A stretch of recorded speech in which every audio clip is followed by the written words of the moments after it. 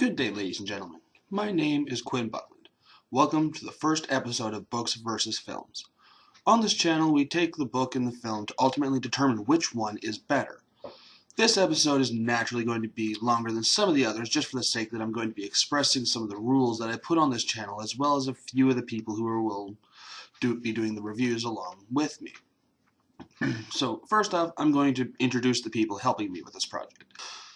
It's not a far cry to think that a project like this requires a lot of time and reading.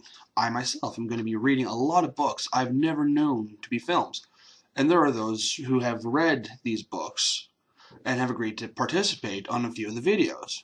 These people include my girlfriend, Chelsea, and my brother, Trent.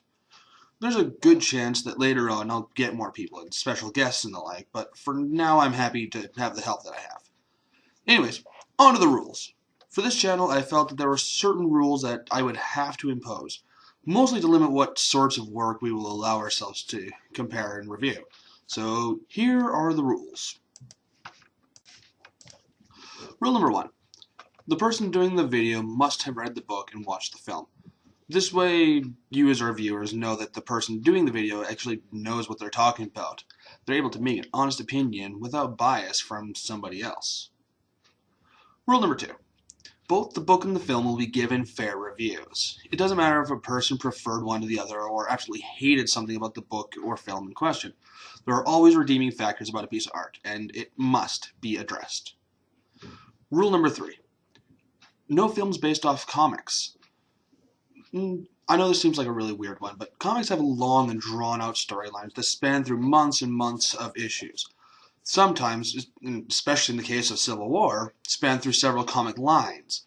This means that films will never be like the original story plot. However, it does allow for an artistic rendition of an original story or character, like, again, with the Marvel Civil War. Though, this would not fit with what we are trying to do here. Sorry. Rule number 4. No films based off graphic novels will be reviewed.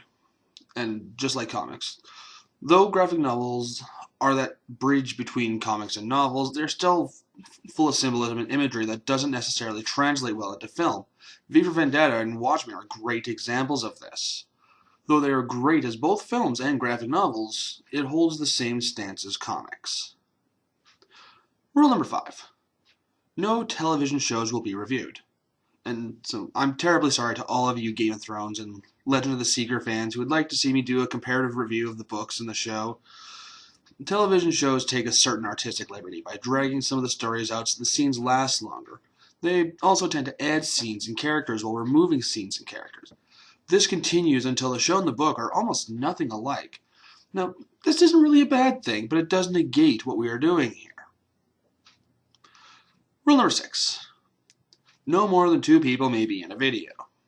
Sometimes we will have more than one person who has read a book and watched the film. In such an instance, both people would be permitted to be in the video. However, if it's more than 2, it just tends to get a little crowded, and we do kind of want to have some time constraints on some of these videos. Rule number 7. No films based on the Bible stories will be reviewed. We're here to review the full book, not just a few short stories. And frankly, we compare the Bible stories and the films based off of it. That's just a whole different can of worms that I am not willing to get into. Rule number 8. No films based off of Dr. Seuss will be reviewed. The books are better, hands down. To do a video comparison is really just a waste of our time. And 9. All the videos are scripted. This keeps the reviewers, including myself, from constantly humming and hawing their way through a video. It keeps things more crisp, clear, and to the point.